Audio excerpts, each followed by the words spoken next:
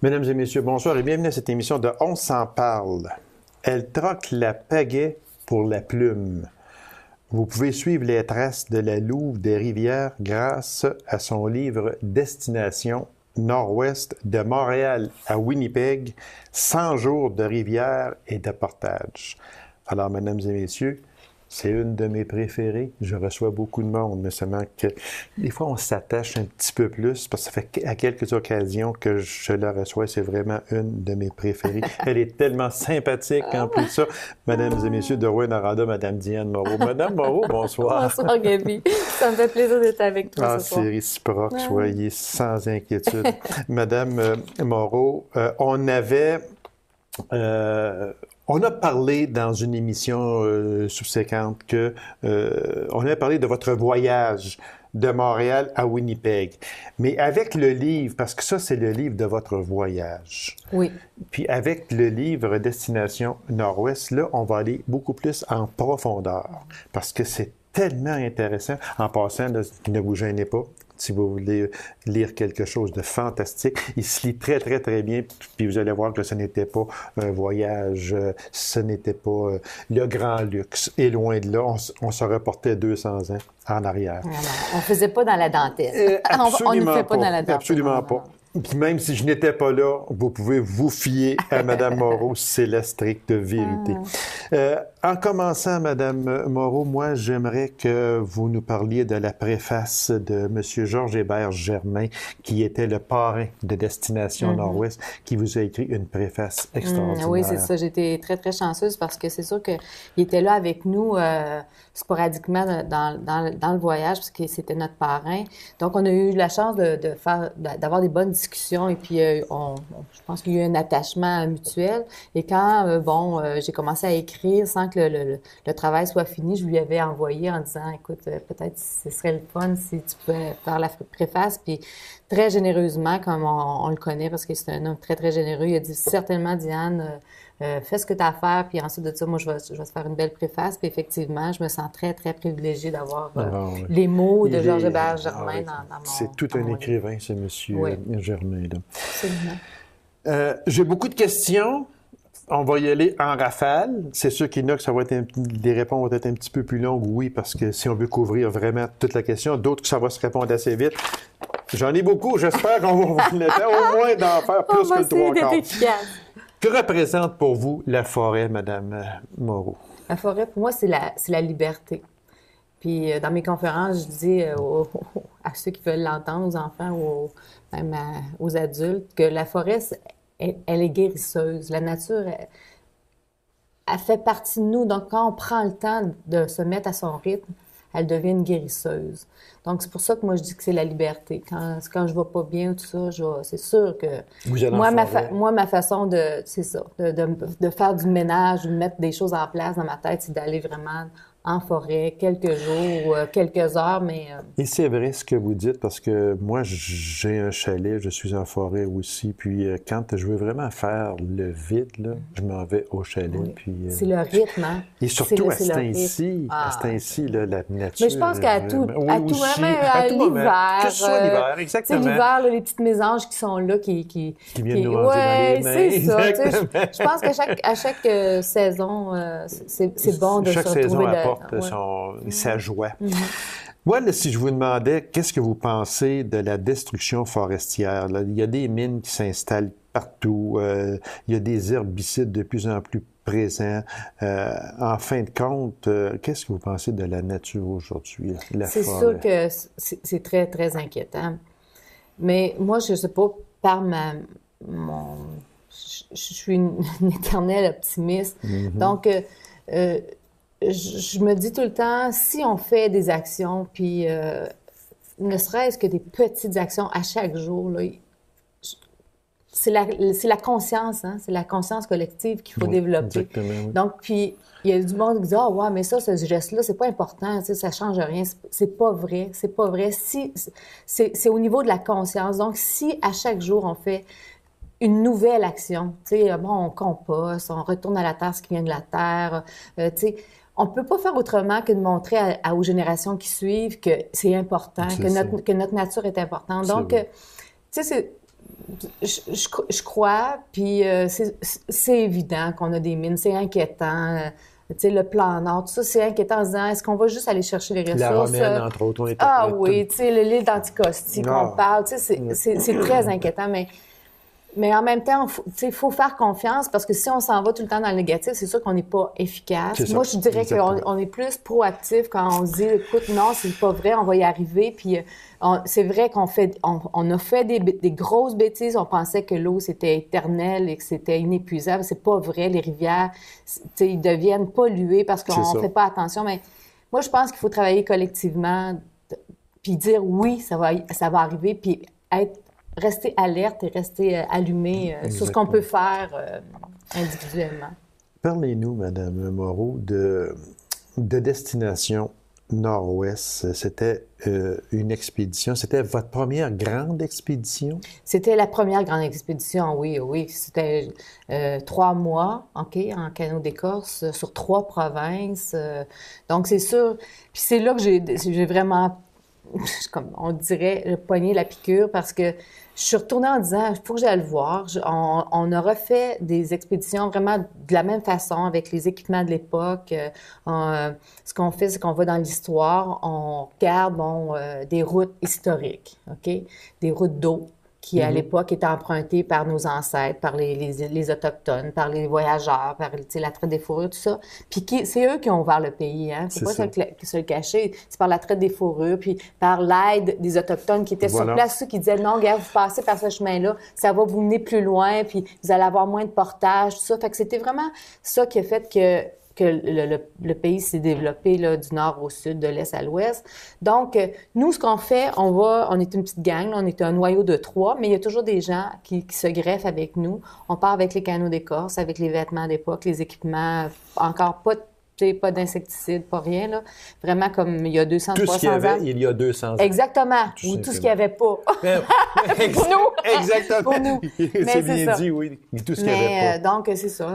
Donc, c'est fascinant. C'est vraiment fascinant. Donc, c'est le plaisir parce que j'aime vraiment ça. Parce que vous êtes parti du canal La Chine jusqu'à Winnipeg. Il faut dire aux gens, c'est 2500 km en 100 jours. Oui. C'est beaucoup. Oui. Pour Oui. une première Puis grande en plus, expédition. faut se dire qu'en canot d'écorce, ça glisse pas comme un canot de Kevlar.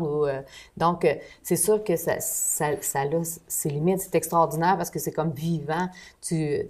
Ton habitat qui est dans ton canot, c'est presque, il fait partie de l'équipe, là. C'est un membre de l'équipe. C'est votre Donc, chez vous. Oui, C'est votre chez vous, exactement. autrement Donc, dit. tu sais, c'est vivant, il bouge, quand il y a trop de poids, il craque, donc il faut le réparer. Oui, puis il a été brisé souvent. Ben Parce oui. que on l'a vu, moi, ça fait 2 fois que je la vois, cette expédition-là, à la télé.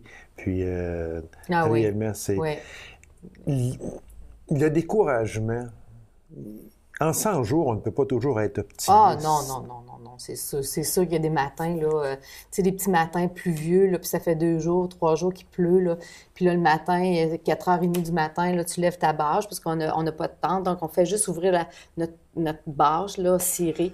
On ouvre, puis là, il pleut, tu sais, on se dit, OK, encore, puis là, il fait pas chaud. Il faut tout, tu sais, ranger nos choses, faire l'embarquement, apporter le canot dans l'eau. Là, on est dans l'eau jusqu'aux genoux parce que notre canot peut jamais Fait que là, toucher. vous partez. On est déjà mouillé, là. Ah, oui, tu vous sais, êtes mouillé à la ceinture ou oui, à peu près. puis on part pas le feu le matin, jamais, parce que on mange dans le canot, on mange notre soupe au pois qui est devenue comme un pâté dans le canot. Parce que notre mission, nous, c'était vraiment de pagayer pour se rendre à Winnipeg. OK. Puis on avait toujours, dès le début, là, après 2 semaines, on s'est rendu compte qu'on avait déjà du retard C'est sur ça, parce que l'itinéraire. vous vouliez le faire dans les délais prévus. Ben oui, absolument, parce que de toute façon, tu sais, au début septembre, là, à Winnipeg, là, il fait froid. Il fait Tu sais, froid, c'est froid. exactement. C'est comme ici, là, c'est à peu près... Comment a réagi votre mari lorsque vous lui avez dit que vous partiez pour 100 jours, 3 mois, avec une équipe, un canot, etc.? Mon mari, c'est mon mari depuis 35 ans, là. C'est le père de nos 2 fils, tout ça. Mais c'est drôle parce que je pense qu'il est habitué un peu à mes extravagances. Donc, quand je suis arrivée avec ce projet-là, j'avais vu ça sur un babillard, ce communiqué de presse-là, puis dans ma vie, ça arrivait juste comme au bon moment. Puis là, j'ai commencé vraiment à en rêver. Donc, avant que je lui en parle un peu, tu sais, j'y ai vraiment pensé, mais en même temps, je Vous savais que avez c'était... rêvé un peu avant de lui en Oui, parler. mais tu sais, je savais que c'était une idée un peu folle, mais là, à un moment donné, j'ai dit, ben, il faut que je lui en parle. Puis effectivement, sans trop comprendre, parce que là, j'essayais de le convaincre. Il a dit, regarde, il y a un numéro de téléphone là, sur ton communiqué, téléphone, va voir, puis écoute, j'étais avec toi. Tu sais, ça fait 35 ans quand même qu'on est ensemble, donc on est des vieux complices. Là, vous avez fait application, parce qu'il faut faire application. Oui, parce qu'on n'arrive pas demain, oui, regarde, moi, j'y vais, OK, j'y vais. Mais c'est pas ça. Non, vous faites application. Oui, c'est parce qu'ils cherchaient. C'était une maison de production qui cherchait pour faire une série télévisuelle en 8 épisodes. C'est ça. Pour rendre hommage aux voyageurs puis aux gens qui ont ouvert le pays. Puis pour aussi se rappeler, parce que cette télésérie-là est dans les archives canadiennes. Okay. Parce que, tu sais, bon, ça s'est fait beaucoup, beaucoup à l'époque, mais ça s'était jamais refait. Okay. Donc, tu sais, c'est quand même quelque chose. On faisait un petit peu partie de l'histoire, là, puis... Votre réaction à l'annonce de votre acceptation, lorsque vous avez reçu l'acceptation, oui, vous pouvez faire partie de Destination Nord-Ouest. C'est drôle parce que, tu sais, autant, tu sais...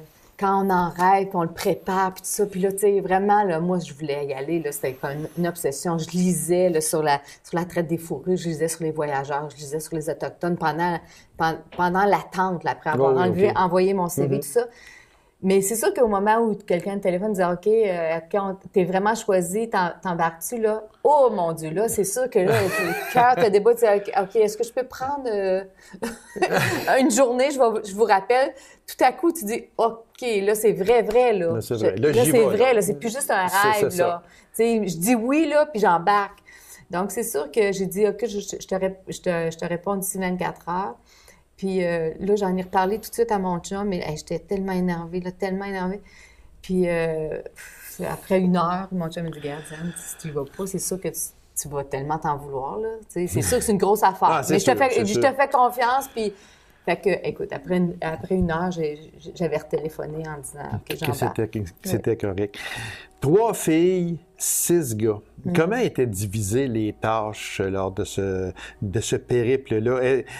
Est-ce que le sexe était pris en considération, les tâches plus difficiles aux hommes, les tâches, je dirais, moins difficiles un peu aux femmes? C'est-à-dire que c'est au niveau, tu sais, les gars le disent. Nous autres, les filles, on est résistantes. On est capable longtemps. Les gars, eux autres, sont forts, ils donnent des coups. Okay. Donc, pour les portages, tout ça, c'est sûr que les gars transportaient plus de matériel que nous, là, c'est sûr, là, au niveau du poids, tout ça. Mais nous, rendus au soir, tu sais, quand on arrivait, il y avait encore des tâches à faire, tu sais, monter le campement. C'est sûr que les gars étaient là aussi. Mais, tu sais, aller, donner le cue, dire, OK, il y a des bleuets ici, on va ramasser des bleuets. Tu sais, que eux autres, je pense, avoir été juste des gars, je pense pas que les bleuets, ça serait ramassé.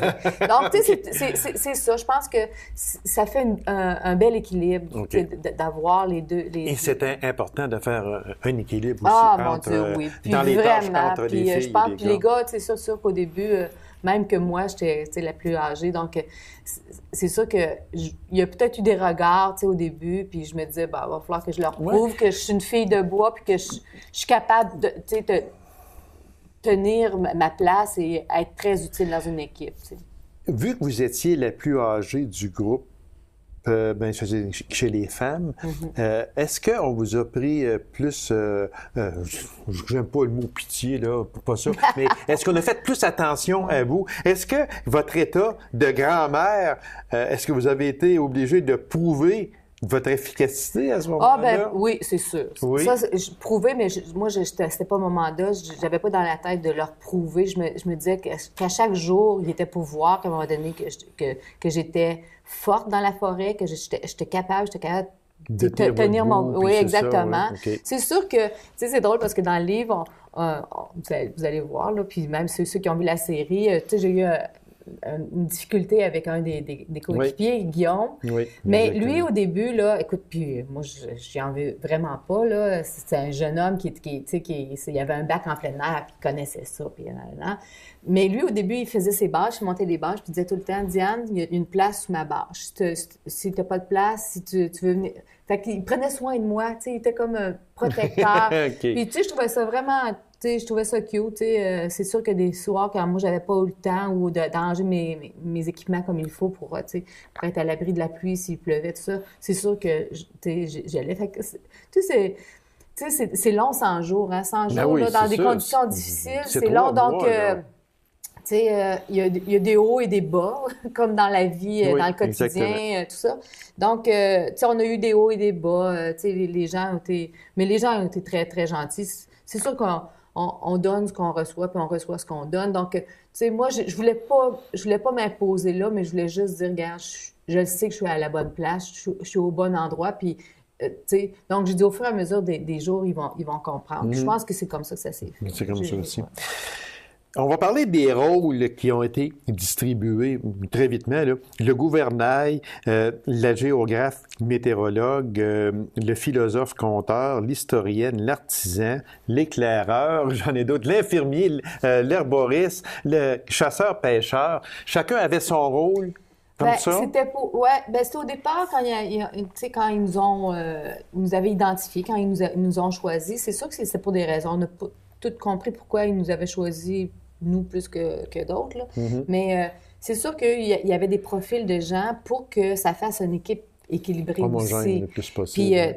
donc, c'est ça. Il y avait, tu sais, c'est sûr que celle qui regardait les nuages, puis elle disait, regarde, bon, on va avoir de la pluie d'ici. Donc, c'est sûr que par rapport au profil de ce qu'on avait sur nos CV, tout ça, c'est comme ça ils nous ont identifiés.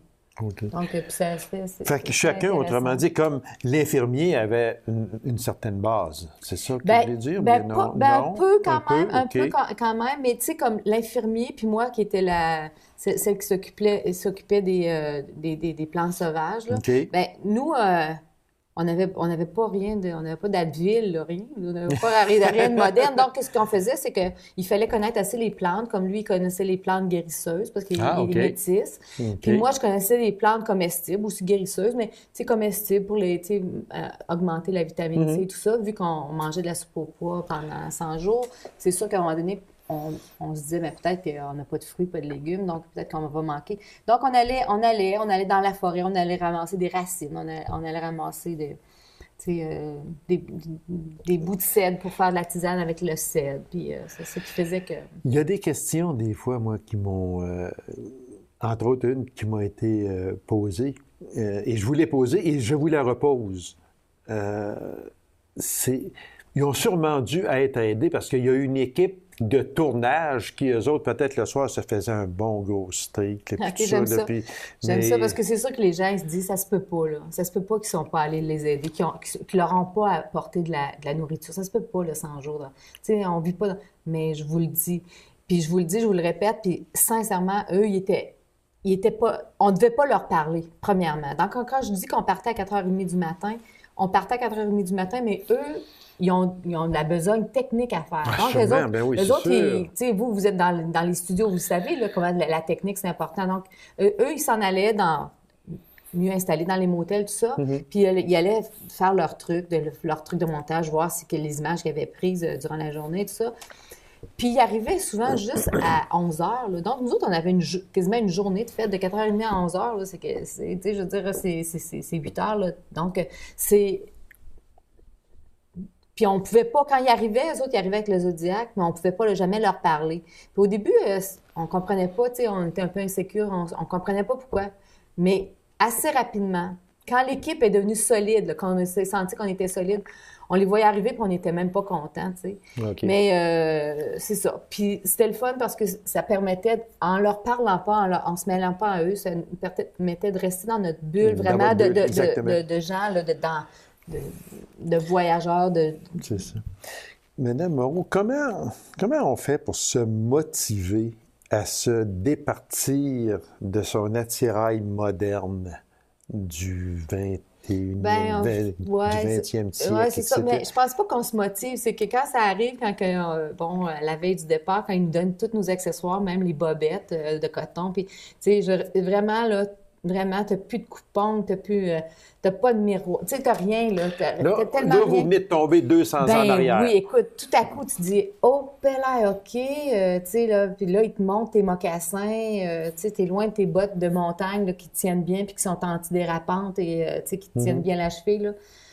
Donc, c'est sûr que il faut que tu dises, bon, OK, faut que je fasse avec, là, genre, je me suis embarquée là-dedans, donc ça faisait partie aussi de l'aventure et du défi, ça rajoute au défi, là, c'est sûr. Parce que c'était un défi. Ah oui, écoute, ça Un rajoute défi vraiment. énorme. Oui, juste de faire l'expédition en tant que telle, mais avec 9, on est 9, on se connaît pas ni d'Ève ni d'Adam, on part dans un canot d'Écosse, et puis ensuite de ça, avec des vêtements et des équipements, on a tout à apprendre, tu sais. On a tout à apprendre de cette vieille vie-là. Tu sais, c'est assez incroyable, Non, tu sais. c'est sûr, Donc, c'est ça sûr. nous a pris du temps. Ça nous a pris Justement, ça a pris combien de temps à peu près? Là, on parle de 100 jours, mais à l'intérieur des 100 jours, combien que ça a pris de temps pour vraiment là, vous sentir une véritable famille? ben, famille, c'est C'est équipe, trop, je dirais. le mot Oui, équipe, oui, OK, parce ouais, que c'est famille, plus, oui, famille est plus c'est- tissé serré qu'une Ouais, équipe, tu sais, peut-être. c'est sûr. Tu sais, c'est sûr qu'on avait des atomes crochés avec certains, mais tu sais, famille, c'est un peu fort. C'est plus équipe, puis vouloir, tu sais, faire les mêmes choses. Moi, je dirais que, bon, il y a eu 2 semaines, puis là, Caroline est partie. Donc, c'est sûr que ça a fait un choc.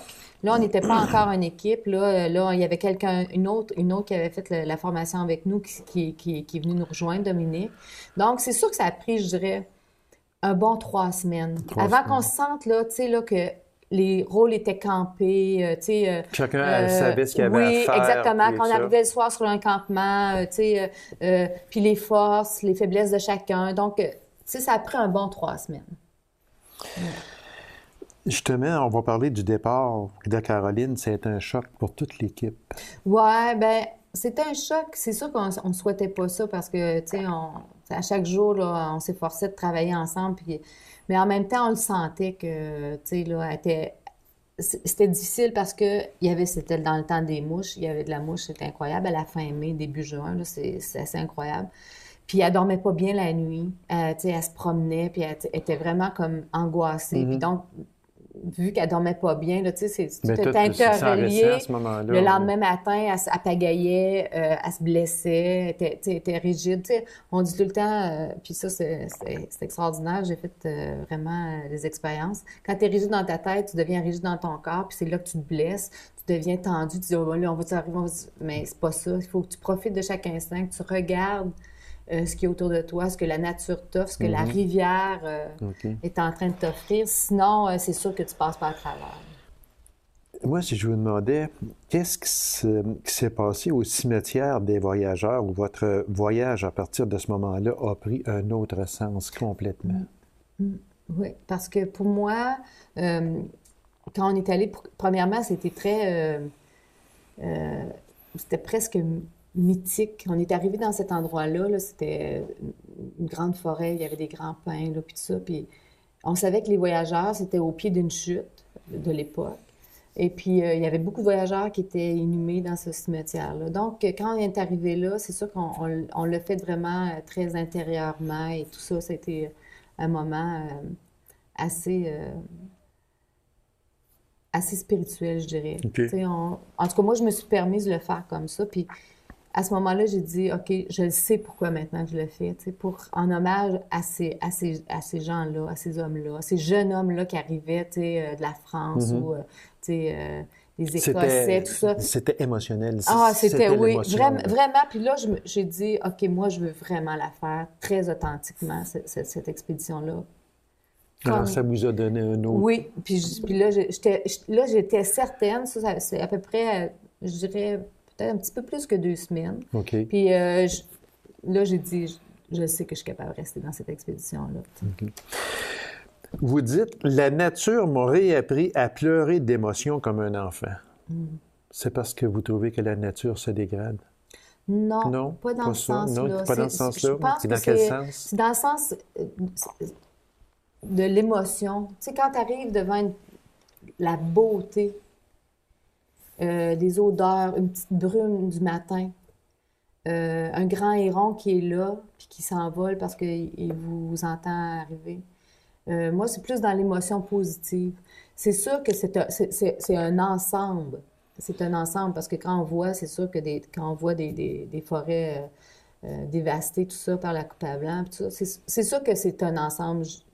Je suis devenue émotive devant une forêt rasée, mais je suis aussi devenue émotive devant comme, la beauté, la grandeur de ce qu'on a là, c'est collé sur nous, on peut en profiter à chaque jour. Tu sais.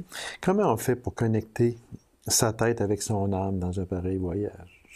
Bien, je pense qu'il faut vraiment prendre le temps. Il faut ben moi, j'ai fait, tu sais, j'avais le temps parce que quand tu pagais 14 heures de temps, on parlait pas toujours, tu sais, c'était pas tout le temps la joie. Bon, des fois, on chantait, c'est sûr, il y avait des moments qui étaient extraordinaires, mais il y avait beaucoup de moments où on était vraiment, tu sais, seul avec soi, avec ce qu'on souhaitait, tu sais, des questionnements, c'est quoi la suite de notre vie, tout ça, tu sais. Puis, à un moment donné, c'est facile, c'est ça, se laisser imprégner par les odeurs, tout ça. Donc, c'est pas juste le côté rationnel, c'est vraiment, tu sais, l'ensemble. Tu sais, comme quand je dis tout est interrelié, bien, si ta tête va bien, bien, ton corps il est bien, tout ça. Donc, tu sais, les journées passent plus vite, tu profites vraiment de ce que tu es en train de vivre. Exactement. Je sais pas si... Quand le canot a brisé, parce qu'il a brisé plusieurs fois, vous l'avez rebâti quasiment, puis bon, mais à un moment donné, là, vous l'avez brûlé, parce que là, il était vraiment plus bon.